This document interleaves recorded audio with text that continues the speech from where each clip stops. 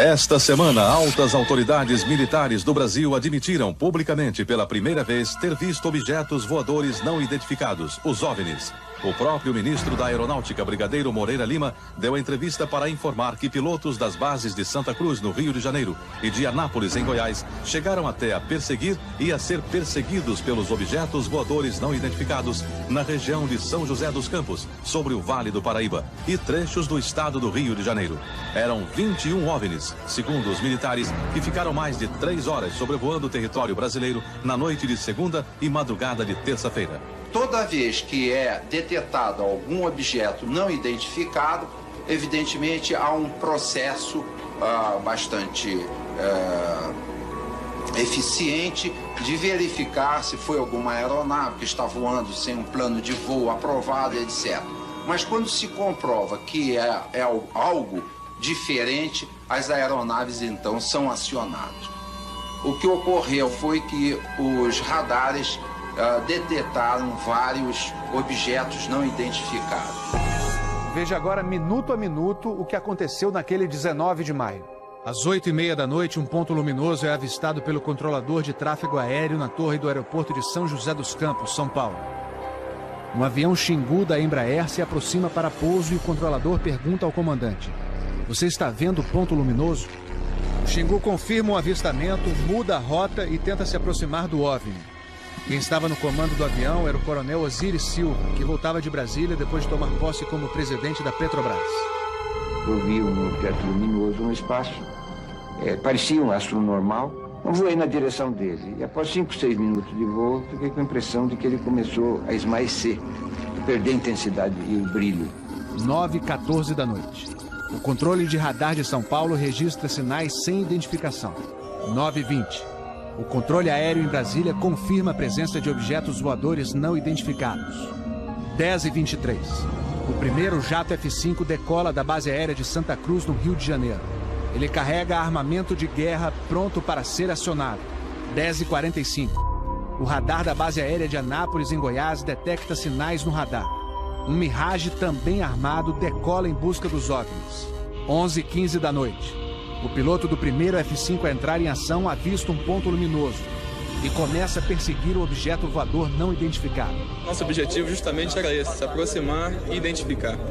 Nós não conseguimos nem nos aproximar, muito menos identificar. 11h17. Mais um Mirage decola da base de Anápolis para perseguir os objetos. 11h20.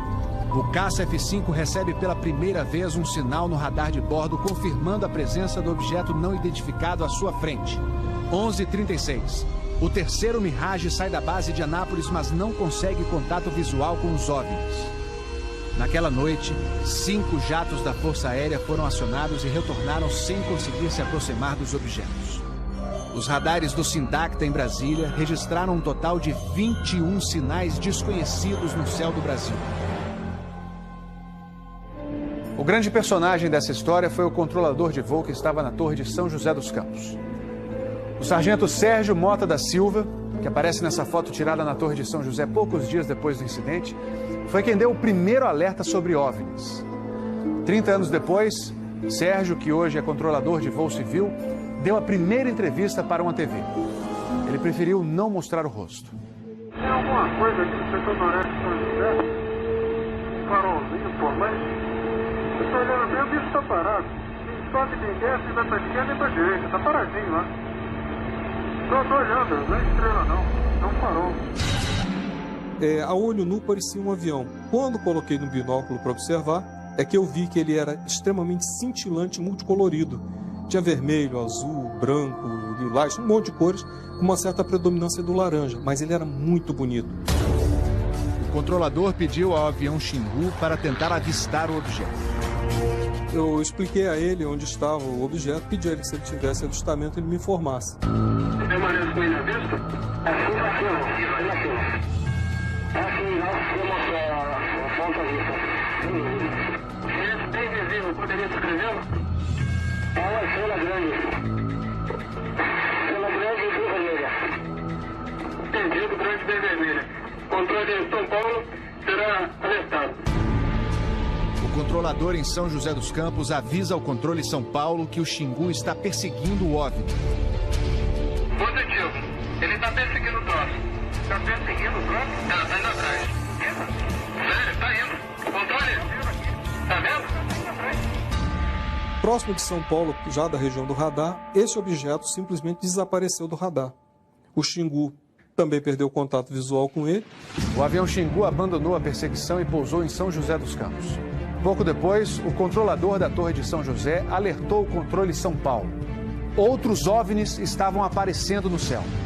Estou vendo 3 agora. São 3 luzes. Mas parecem estrelas. Mas o radar não pega estrelas. O que é isso? Você observa alguma mudança de cor, alguma coisa? Pode ser. Aí movimento, né? Rapaz, eu não sei. Pra mim, olha, aqui tá parecendo uma estrela. Mas só que um monte de fogo bonito, rapaz. Tá vermelho, amarelo, azul, branco. Tá dando um monte de coisa. Pô, tão barato isso aqui. Deve ter uns caras por aqui já pelas contas que eu tô fazendo aqui. Ainda bem que vocês estão vendo também, senão eu ia pensar que eu tô ficando doido. Porra, rapaz, tô arrepiado, meu irmão. Só 2 pontos brancos afastados mais baixos.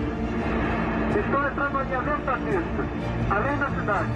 Tem 2 altos aqui no alinhamento da pista e tem mais uns 2 ou 3 embaixo, voando baixo agora. Continuam se movimentando. Coisa linda, meu irmão. Pô, tá ficando bom esse negócio, viu? Tá ficando bom. O controlador Sérgio Mota da Silva faz uma revelação surpreendente. Ele tentou fazer contato com os OVNIs usando as luzes de balizamento da pista de pouso. Se eu aumentava o brilho do balizamento das luzes do balizamento, aliás, eles se afastavam. E se eu diminuía a intensidade das luzes do balizamento, eles se aproximavam. Pareciam responder de modo inteligente aos sinais que eu fazia com as luzes da pista de pouso e decolagem. O controlador Sérgio fala com o controle aéreo em Brasília. Fala, Brasília. Brasília? Boa noite, bem-vindo ao Festival dos Discos Voadores. É uma loucura isso aqui, cara. Pô, os que eu pude ver mudavam de cor o tempo todo. Vermelho, amarelo, azul, lilás, aquele festival de cores.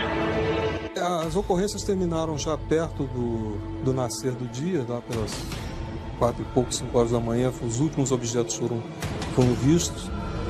Como é que tá a situação aí? Pô, rapaz, isso aqui foi um festival. E agora, como é que tá? Agora não cheguei aqui mais não. Você não informa nada, não? Positivo. Mas você não viu nada, não sabe nada. Positivo. O Fantástico também teve acesso às gravações das conversas entre os pilotos e a defesa aérea. Um desses pilotos era o capitão Armindo de Souza Viriato. Veja agora como foi que ele perseguiu um OVNI com armamento pronto para ser usado. Eu tenho contato. Confirme? Foi em contato. Prossiga nesse contato, caçador. 7. Caçador passando a Rojão. 7. Caçador passando a Rojão. No código dos pilotos, isso quer dizer que o caçador, o avião caça, entrou na situação Rojão. O míssil está pronto para disparar. Prossiga nesse contato. Foi, tem Judite agora. 7. Judite significa que o alvo está no radar. Ou seja, o piloto pode atirar se for autorizado pela defesa aérea.